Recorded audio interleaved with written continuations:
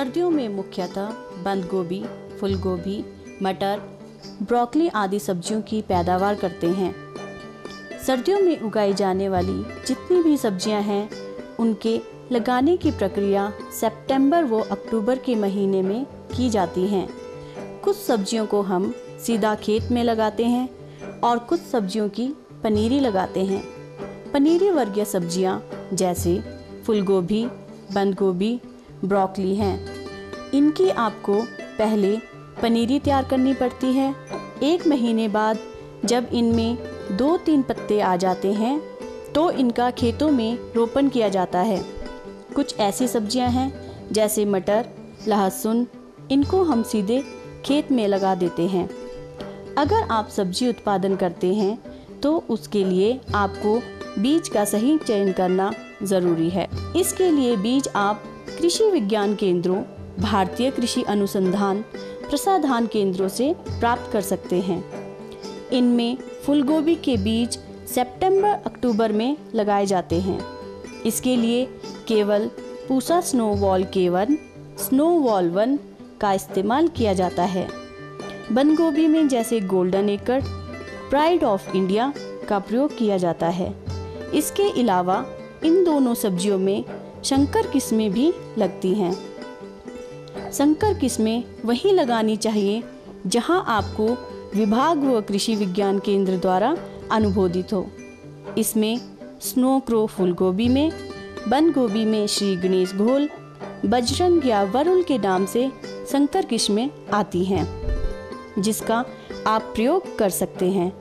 Broccoli किसानों के लिए एक नई किस्म है जिसका किसान अनुमोदन कर सकते हैं। ब्रोकली किसानों के लिए एक नई किस्म है जिसको किसान खेतों में लगा सकते हैं। ग्रीन हेड, इटालियन ग्रीन या पालम समृद्धि मध्य पर्वतीय क्षेत्रों में ये किस्में लगाई जा सकती हैं। इनका बीज आप चौधरी श्रवण कुमार, पालमपुर यूनिवर्सिटी या फिर भारतीय अनुसंधान केंद्र कटराई से भी ले सकते हैं। अब मटर में लगाई जाने वाली किस्में राज, P1, अर्ली 6, मटर अघेता 6, BL7 व इसमें और भी संकर किस्में आ रही हैं। सर्दियों में उगाई जाने वाली विभिन्न सब्जियों के बारे में और अधिक विस्तार से जानकारी देने के लिए बात करते हैं डॉक्टर भूपेंद्र ठाकुर जी से। खेत में तैयारी करने में सबसे मुख्य तौर पर आजकल जो ज़मीन की उपजाऊ क्षमता को बनाने के लिए, ज़मीन में पानी रोकने या छोड़ने की या नमी बनाए रखने के लिए गोबर का प्रयोग करना जो है सबसे लाभकारी रहता है। तो गोबर आपको प्रति बीघा के हिसाब से 20 से 25 क्विंटल बिल्कुल सड़ा हुआ गोबर जो है प्रयोग करना चाहिए अपने खेतों में। और इसके साथ विभिन्न फसलों के लिए विभिन्न मात्रा विभिन्न खादों की बताई गई है, तो वो पौधे की बढ़ोतरी के लिए अच्छी रहती हैं। तो इन खादों का भी गोबर के साथ आप प्रयोग कर सकते हैं। तो गोबर और खादें जब आपने प्रयोग कर दी, उसके बाद आपने 2 बार खेत को हलाई करनी है।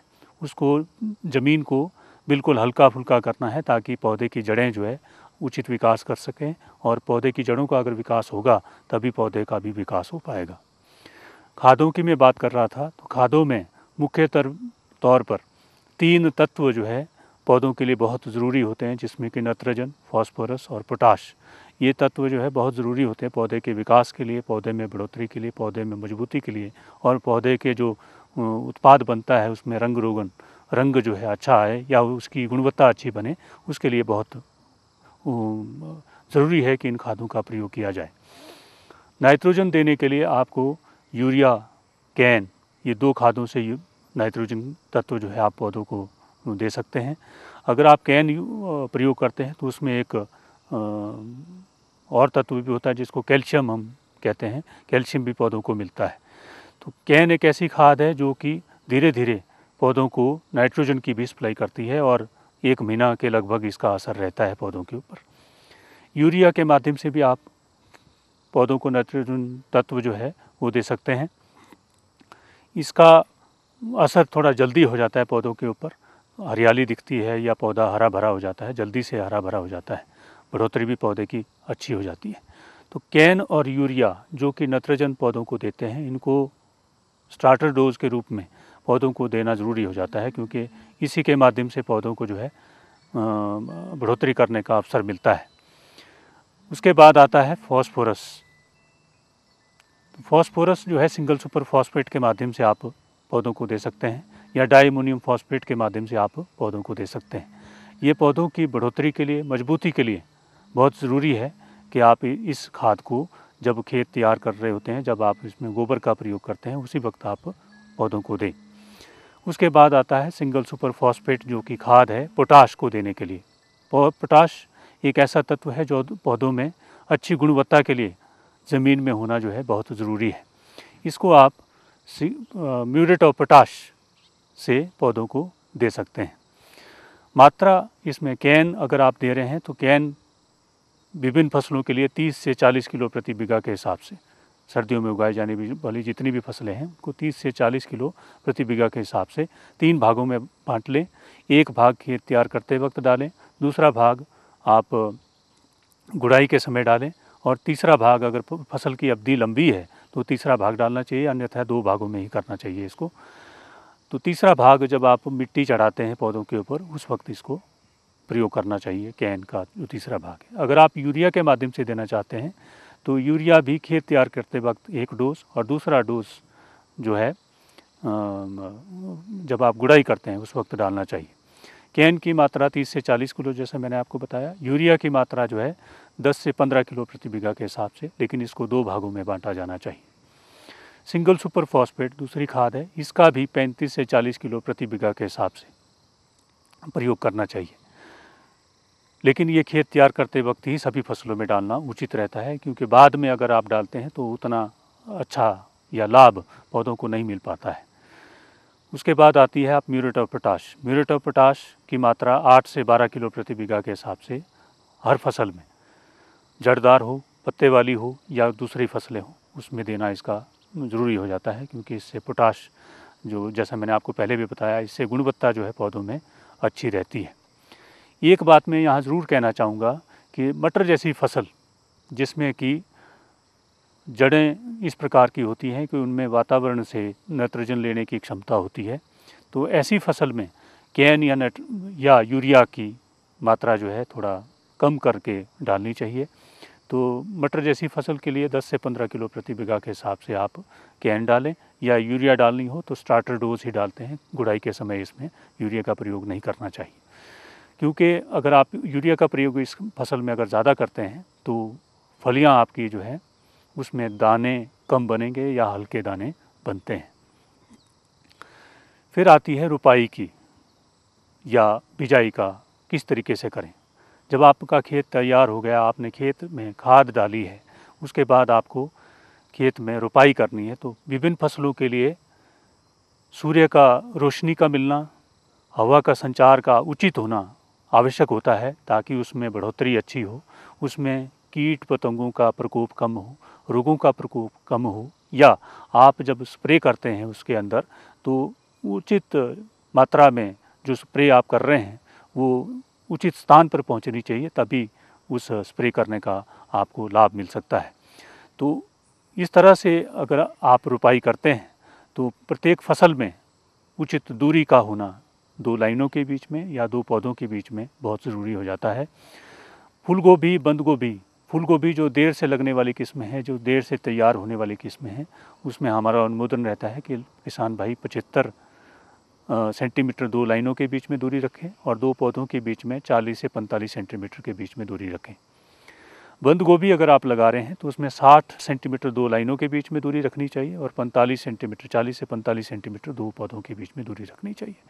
जैसे आप मटर की फसल लगाते हैं तो भी उसमें भी 60 सेंटीमीटर 2 लाइनों के बीच में दूरी रहनी चाहिए, और पौधों के बीच में 15 से 20 सेंटीमीटर का अंतर होना चाहिए, तभी इन फसलों में अच्छी बढ़ोतरी होती है, अच्छी फसल आती है। प्याज, लहसुन, इसमें उचित जो दूरी रहती है 2 लाइनों के बीच में 20 सेंटीमीटर, और 2 पौधों के बीच में 10 से 12 सेंटीमीटर के बीच में उचित दूरी पाई गई है। ब्रोकली, लेट्यूस वगैरह, इन फसलों में भी 60 बाई 45 का 60 सेंटीमीटर 2 लाइनों के बीच में और 45 सेंटीमीटर 2 पौधों के बीच में दूरी होनी चाहिए।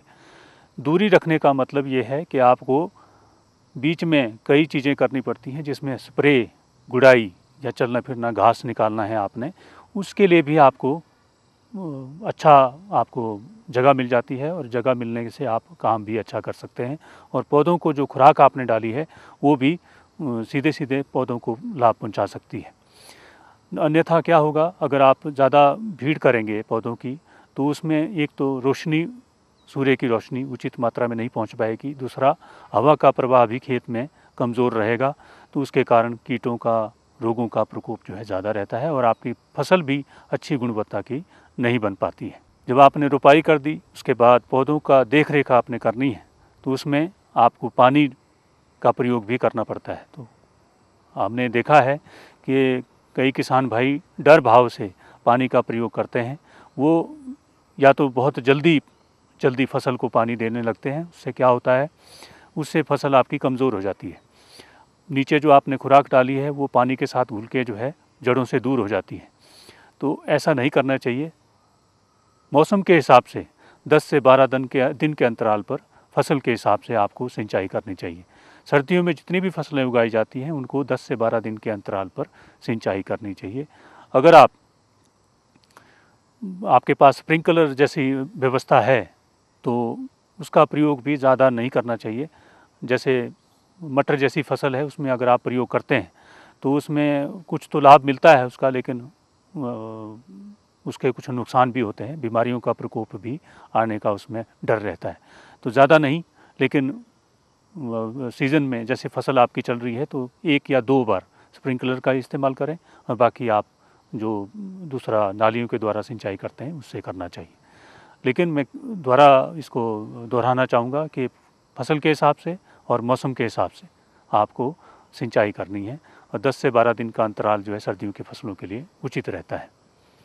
उसके बाद फसलों की देखरेख के लिए, जैसी आपकी फूल गोभी की फसल है, ये आपका अक्टूबर में आप लगाते हैं, रुपाई करते हैं, और ये निकलती है आपकी फरवरी में।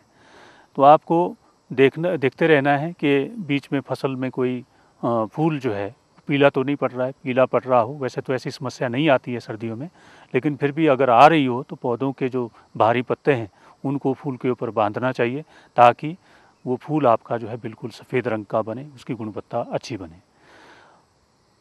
जैसा मैंने पहले भी बताया, खादों का प्रयोग भी गुड़ाई के समय करना ज़रूरी हो जाता है। जैसे कैन खाद या यूरिया खाद है, इनका गुड़ाई के समय प्रयोग करना इन फसलों के लिए उचित रहता है, क्योंकि पहले आपने एक भाग डाला है, दूसरा भाग आपने गुड़ाई के समय डालना है, ताकि पौधों की जो बढ़ोतरी है उसमें कोई रुकावट ना आए। लेकिन आजकल देखा गया है कि बाज़ार से भी किसान भाई कुछ ऐसे उत्पाद लेकर आ जाते हैं कि जिनको टॉनिक का नाम दिया जाता है, और उन टॉनिक का प्रयोग करके जो है फसल की बढ़ोतरी करने में किसान भाई जो है बड़े इच्छुक रहते हैं। तो वो उसमें मैं कहना चाहूँगा कि वो टॉनिक जो है एक अवस्था तक काम करते हैं, उसके बाद उनका कोई प्रयोग नहीं, लाभदायक प्रयोग नहीं होता है। तो जब पौधे छोटे हों तो तभी उन टॉनिक का भी प्रयोग करें। टॉनिक में भी जो आमतौर पर मिश्रण पाए जाते हैं उसमें या तो सूक्ष्म तत्व होते हैं या फिर नाइट्रोजन उसमें मुख्य तौर पर होती है। तो वो सीधे तौर पर पौधे की बढ़ोतरी ही करती है। जो सूक्ष्म तत्व उसमें अगर होते हैं तो वो पौधे को थोड़ा सा गुणवत्ता लाने में मदद करते हैं। किसान भाइयों, जैसा कि आज हमने आपको सर्दियों में लगाई जाने वाली सब्जियों के बारे में जानकारी दी, हम आपको यही बताना चाहेंगे कि कोई भी सब्जी लगाने से पहले बीज उपचार करें और अपने खेतों का मिट्टी परीक्षण व स्वास्थ्य कार्ड अवश्य बनाएं, और सब्जियों पर अंधाधुंध स्प्रे ना करें।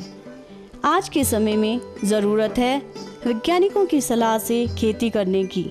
अधिक से अधिक जैविक खेती को अपनाएं, ताकि हमारा समाज बीमारियों से मुक्त हो।